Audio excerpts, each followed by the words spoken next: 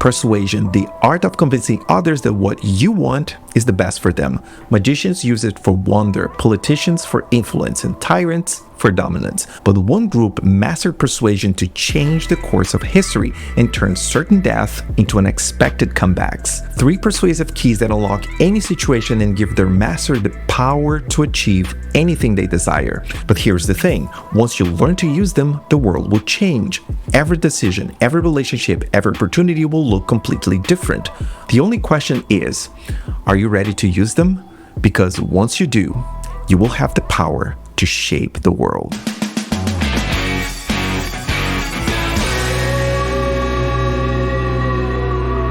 Imagine yourself as a medieval king. You're seated on a grand throne, the weight of a kingdom on your shoulders. The stone walls of your castle echo with the sound of distant battles and whispered intrigues. You can feel it. Power? Yes, but also the looming threat of betrayal, rebellion, or even death. You glance at the heavy crown resting on your head, a symbol of authority, but also a target. Every noble around you is watching, calculating, waiting for a moment of weakness. One wrong decision could spark a revolt. One misstep could invite an invasion. Every action you take as a king is a gamble between survival and disaster, not just for you, but for the entire realm.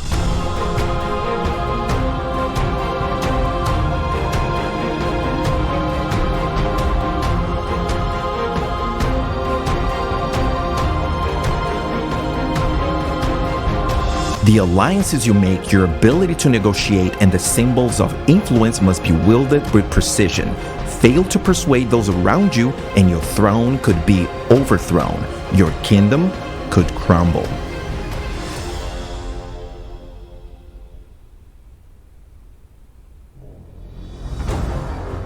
The year is 1191, and the Third Crusade is reaching its peak. The forces of King Richard I of England, known as Richard the Lionheart, are locked in a fierce struggle with Saladin, the great Muslim leader. Both sides have fought bitterly for control of the Holy Land, and yet, after years of bloodshed, neither can claim victory. Richard had reclaimed most of the coastal territory, but Jerusalem, his ultimate prize, remained just out of reach. His armies were exhausted, supplies were running low, and the relentless desert heat had taken its toll. As the walls of Jerusalem stood defiant, Richard faced an impossible choice. He could march on the city, risking everything in a final assault that might break his army, or he could do the unthinkable, negotiate. For a warrior whose reputation was built on his prowess in battle, the very thought of negotiating felt like surrender.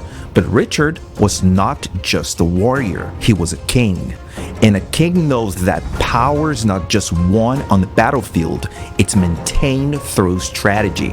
The two leaders met, not in person, but through their envoys. The tension was palpable, as both sides knew what was at stake. But Richard understood that victory didn't always mean conquering your enemy. It meant securing your objectives. And his objective was to ensure Christian pilgrims could safely access the holy sites, even if Jerusalem itself remained under Muslim control.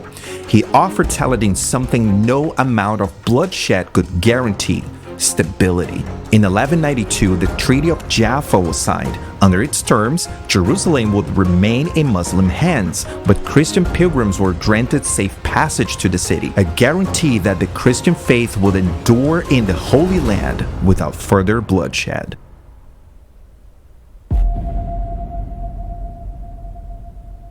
The late 15th century was a time of chaos and fragmentation across the Iberian Peninsula, the area of modern Spain. Castile and Aragon, two kingdoms once powerful in their own right, were struggling. Civil unrest, external threats, and internal divisions plagued both kingdoms. Castile, under Isabella, had just survived a bloody succession crisis, leaving its nobles divided and its people wary. Aragon, under Ferdinand, was stretched thin with wars with France and struggles in Italy. Both kingdoms were weakened, and rival powers circled above, waiting to strike. As the pressure mounted, Ferdinand and Isabella began to see what others could not. They realized that their fates were intertwined. Alone, Each kingdom was vulnerable, but together they could become something far more powerful, strong enough to withstand the onslaught of their enemies. In 1469, after months of secret negotiations and overcoming fierce opposition from nobles and rival factions,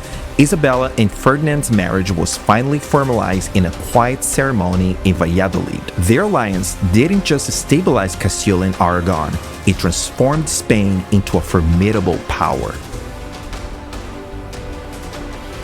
The Reconquista, the centuries-long effort to drive the Moors out of Spain, became their unifying mission. For years, the Moors had held Granada, the last Islamic stronghold in Spain. They rallied the Christian nobility, secured support from the church, and convinced the local rulers to join their cause, framing the war as a holy crusade. In 1492, Granada fell, making the end of Muslim rule in Spain and the completion of the Reconquista. Thanks to the alliance forged by Ferdinand and Isabella, Spain was now positioned to become the most powerful empire in the world, spanning continents.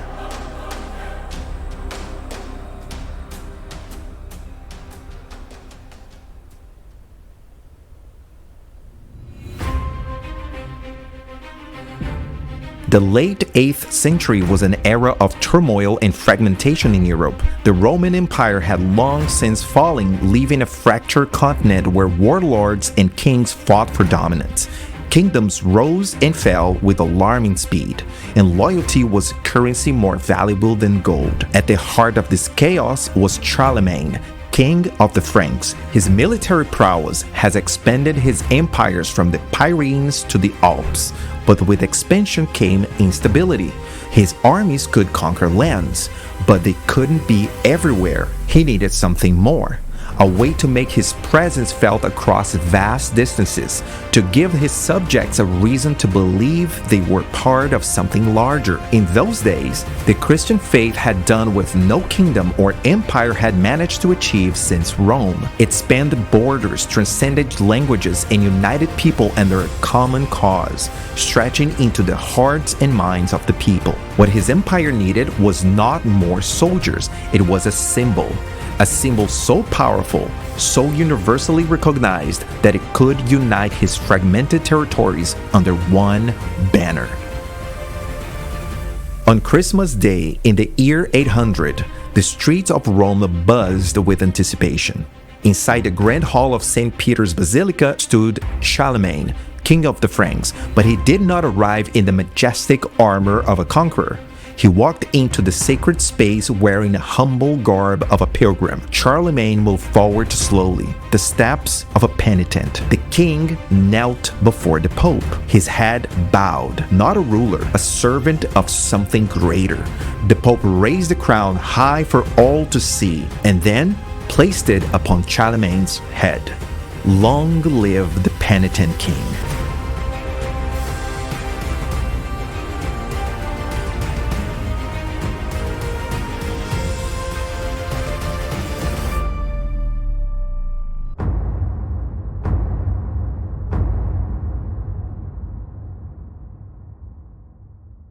Every decision you make, every word you speak, every action you take holds the potential to reshape your world. It's not about the titles you wear or the positions you hold. The true power comes from mastering the art of persuasion. And just like the great kings of old, you have 3 tools at your disposal: negotiation, alliances, and symbolism. But the difference between success and failure is in how you use them. Negotiation is not about giving in. It's not about losing ground. It's about knowing when to step forward and when to hold your position. Those who negotiate well don't speak first. They hear what others need before they make their move. When you walk into a negotiation, think of it like a dance, not a fight. The goal is not to dominate, but to find a rhythm that leads both sides toward a common goal. That will tell you when to compromise and when to stand your ground. But negotiation alone isn't enough. Power cannot exist in isolation. Persuasion is the art of influence, and influence multiplies when shared. You've heard the saying, it's not what you know, it's who you know. But here's the truth. It's not just who you know, it's how you work with them. Think of the people around you as the keys to doors you've never opened. Find one person whose goals resonate with yours. Don't just help them succeed. Champion their cause, share their vision, and watch how your influence grows alongside theirs. When they rise, you rise too, because in lifting others, you elevate yourself, creating bonds that stand the test of time and trials. But even alliances need something more to thrive. They need a rallying point. We live in a world of symbols, silent, powerful forces that speak louder than words. From the simple clothes we choose to wear to the deep causes we champion, symbols define not just how the world sees us, but how we see ourselves. A symbol is a promise. It's an invisible thread that pulls people in, that makes them feel that they belong to something greater. The way you show up in the world is your symbol. It could be the courage to stand up for what's right, the resilience to keep going when the odds are stacked against you, or the integrity to do the right thing even when no one is watching. So find your symbol and make it undeniable, a reflection of who you truly are and what you believe in. The power to negotiate, the strength to build alliances, and the ability to create symbols that speak louder than words. You don't need a crown to make an impact. You don't need a throne to earn respect. Your story is still being written. Make sure it's a story worth telling, because in the end, you won't be remembered just for who you were. You will be remembered for the impact you had on the people who believed in you.